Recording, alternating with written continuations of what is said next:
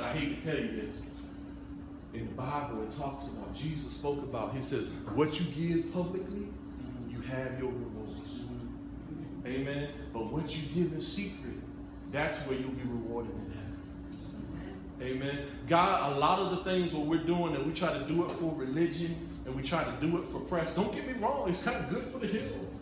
Hey, you want to do some public stuff? You want to go and get some PR on? Oh man, yeah, it's good for the hill. It'll help us grow. Oh yeah, wonderful. Marvelous. But let me share this with you. Is that a lot of times when you're trying to do that for that public support and praise, amen, that's God doesn't even acknowledge all that stuff. It's the stuff that you do in the secret place. It's the stuff that you do for people, that you do it just because it's the right thing to do and not to go and get acknowledged. Don't get me wrong. I've been disappointed by some of the things Michael Jordan has done as well. But when people dog Michael Jordan, because he ain't never do this and he ain't never do that and he ain't never do this, he ain't do this like LeBron and he ain't do that like LeBron, I always kind of step back and is like, how do you know what he did? There's some of us who don't want to give and let everybody know what we've done. So in that conversations of who's the GOAT, I always kind of step back. I'm like, how do you know? You in his pocket? You got his bank account? You know what checks he wrote? Because the bottom line is this, we got to ask ourselves, you know, it's not about what you're publicly doing for the praise. Because when you do things for the public, for the praise of others, you've got your reward. People are already saying, oh, you a bad man, look at you, oh man. But when you do things in the secret place, then you know that you're doing it for no other reason that you love God. No other reason that you love God. That's the only thing I don't like as a pastor is sometimes I'll share some of my good deeds as a teaching instruction, and I'll be thinking in my mind, man, I already done lost it because I'm sharing it as a teaching instruction, but it was something private that I did. I don't even like sharing it for a teaching instruction. Amen? But I share this with you is that when we do things as God would have us to do it, we can do it in this secret place. The secret place is needed. The secret place is necessary. George Washington even said that secrecy is needed in order for the government to exist. And you know, this is why I want to make a little bit of a transition about these secret places, because the title of the sermon is The Many Faces of Your Secret Places. Because this is where we're going to flip it on you a little bit. Because even though secret places are beautiful, and secrecy is needed for intimacy. To be in the secret place is needed for creation. To be in the secret place is needed in order to grow, in order to get quiet, in order to regroup, in order to recollect, in order to step back and be objective. The secret place is needed. So why I brought this, why I feel led by God to bring this sermon to you is the secret place is a beautiful place. It can be. Of creation, of love, of intimacy, of growth, of all of those things. It doesn't take much for the secret place to be turned into a place of wickedness and evil. Can y'all repeat after me? What you do in the darkness will come to the light. Secrecy can give birth to all kind of evil things. Can y'all repeat after me? You are only as sick as your secrets. Because when people do things that are, they just recently did a poll where these people who are psychologists, everybody's old enough in the room, I can talk about this, I'm sorry, and I'm trying to deal with a real issue, so I'm not trying to be too offensive or anything like that, but they just did a poll. These psychologists got a hold of some Google stats. And what they revealed, what these Google stats are revealing, is we are a nation full of sexually sick people. Everybody walking around looking quote unquote normal, and they get behind and they just be doing some wild and the stuff they pulling up is stuff that's just totally going to be walking around looking all normal. You know what I'm saying? They just putting up in all kind of crazy mess. And I can't even go, with Mama Terry and Missy Lane here, I can't even go down. There was a whole little paragraph that I was going to copy and start reading to you all the stuff we into. I can't even read that in front of Mama Terry and Missy Lane. You know what I'm saying? But what I'm sharing with you is there's all kind of crazy stuff that come out in the secret place. But guess what the Bible warns you? What you do in the darkness will come to the light. You know what? You know how this is just a warning for, especially because they say it's more, well now they're saying women are getting into it too, but there's more problem with the brothers than the women. There is a program that's coming out in 10 to 15 years. You know how we read the letters of Abraham Lincoln? Or we read the letters, or we listen to the tapes of, and you ain't never heard the tapes of Nixon. There's actual real tapes of Nixon, and you can hear what he was saying, and he's saying the N-word and all this other stuff, and people are like, ooh, Nixon said this, oh man, this president used to talk like this, and blah, blah, blah. Well, guess what? In 10 to 15 years, a program's gonna come out where your kids are gonna be able to get online and say, what was Daddy Googling in 1999? And it's going to be able to pull up everything you were Googling on that day. What you do in the darkness will come to the light. So whatever you're Googling, you're going to have to explain it to someone in around 15 years. That's right. Amen. So what I'm trying to say, oh yeah, y'all, some of y'all looking like y'all sweating already. so I'm sharing that because wickedness can break out in the secret place. Can you all repeat after me? You are only as sick as your secrets. See, in the secret place, sometimes guilt and shame can begin to grow. Because when you talk to someone else can say, hey, listen, that's bad. But I done heard worse, and the cross is bigger than anything you're doing. That's what just so y'all know, I've seen just about everything, and I've heard just about everything. So you ain't gonna blow my wig back. Okay, you ever want to talk? I would say it's almost impossible for you to blow my wig back. Amen. Because you started ministering in 99. I heard and seen just about everything.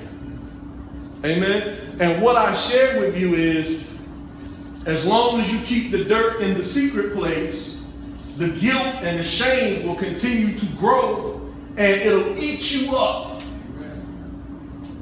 Because you're doing whatever in this secret place, and as you're doing this dirt, this evil in the secret place, then you start, here's the thing, it's like a self-licking ice cream cone. It's like a dog that chases the tail. Because then you're feeling bad about you doing this dirt, and then after you're feeling bad, guess what it causes you? The bad feeling causes you to do more dirt. You're like, oh, I feel awful. Oh, I do this thing, it makes me feel awful. Now that it feels awful, oh, I gotta feel good. So guess what I'm gonna do? I'm gonna go and do this thing some more. It becomes a self-licking ice cream cone. But when you get to talk to someone, guess what you get reminded? Almost like Lauryn Hill, on the Miseducation of Lauryn Hill, she had this thing where she was talking about, oh, well, I'm going to stick my belly out, and guess what? I found out you got a belly too. So we both got little bellies that we sticking out there. So guess what? I ain't got to be ashamed of my belly no more. Amen. People go and they think that they can go and that they're the only ones with the problem. And if you want to know what's broken about church, you know what? The thing that's trifling about church is we are not mature enough to share our problems. Church should be the place, the cross should be so powerful that testimony service, people should be able to stand up and say, man, I got drunk one time this week. And no one dogged that person, no one judged that person, no one jack that person up. No one think, oh, well, you're an awful human being. Because you know the problem with us church folk is we act like we ain't never done no dirt. We act like we've been saved our whole lives. We act like we don't struggle with stuff right now. Amen? And then here's the thing, we create this little echelon of sin. Where you can talk about some sins, but you can't talk about the big ones. As long as you don't talk about the big ones, you okay. Amen? Like, as long as you do this. Oh, see, I'm good. You know what I'm saying? Because, my only visible sin is I'm fat. I'm good. You know what I'm saying? I ain't fooling around. I ain't drinking. I ain't rolling no joints and none of that. Oh, yeah, he's good. Because fat is all right in the church for some reason. Amen? As long as you ain't drinking, you ain't adultery, and you ain't stealing. You can be fat, though. You can eat yourself to death. And no one care about it. And then here's the crazy part. People eat themselves to death, and then they go and talk about the weed ban. Man, how can't you quit weed? Man, why don't you stop rolling this dope? Oh, it's amazing. It's amazing how hypocritical we are. No, I say, I'm a big dude, I'll let you know, overeating wrong, just because, not because it's necessarily, it's wrong because of the law. But weed is wrong, amen. Eating too much is wrong. Drinking till you drunk is wrong. And let me tell you this, I hate to tell you this, one beer, ain't no sin in one beer. Ain't no sin in one glass of wine. But when you drink it and you start,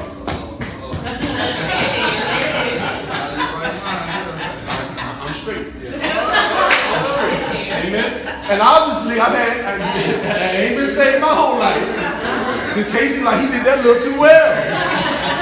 Amen. But my point to you is that a lot of times we church, and that's as a problem as a pastor is, I get stuck with a whole bunch of rules that y'all ain't even got to worry about. I go to a wedding, I can't drink at all. I don't even drink no soda. I don't drink nothing. Because as soon as the pastor go to the bar and order a soda, they would you slip it up in there? Would you slip it up in there? So I don't drink nothing. Amen. But my point, and I get caught. Oh man, I can't even. Oh no, don't let me get caught buying a lottery ticket. Oh man, people lose. Where's your faith in God? And the lottery ain't nowhere in the Bible. We make up all kind of extra rules. Amen? Yes, sir. The church should be a place where people can come and confess their sins.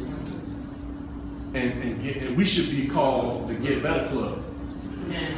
Amen. That's what we're supposed to be. We're supposed to be. It's crazy. The Alcoholics Anonymous, they go and they start confessing all this other stuff, and then they actually get better. And we church folk, we gonna pretend like we don't do nothing. Or we find a sin that we publicly can talk about, and then we hide the other ones in the secret place. And in that secret place, and here's the thing, as a pastor, once every 3 years, the secret place will come in people's lives, and then I get the call. Amen? And when I get the call, I try, I'll be honest with y'all, even when y'all call me and it's about nothing, I be trying to hold on to my chair for like the first 10 seconds, like, okay, what's about to pop off? Amen? But my point to you is that eventually the secret place comes out. That's just the way we reap what we sow. Can you repeat after me? We reap what we sow. You do dirt, it's gonna come out. Yes, sir. It's gonna come out. So really we should, now here's the thing, well, at least with this church. We ain't mature enough for y'all to just stand up and start like, I am Malcolm X, I am a sinner. Don't be doing that right now. Okay? Don't be doing that right now. But here's what you can do. Find a prayer partner. Find one person who is strong in the Lord. And begin talking and sharing with that one person. Let that junk in the secret place out. Amen? Because when you keep that mess in the secret place, and let me just share for my brothers as well. I lost a friend in the last 3 years because he kept stuff in the secret place. And I'm counseling him, and I'm like, you straight? And I'm giving him a Christian psychologist number, and he never made that call. And he ended up killing himself. Amen? So what I'm sharing with you is this, is that the secret place can be deadly.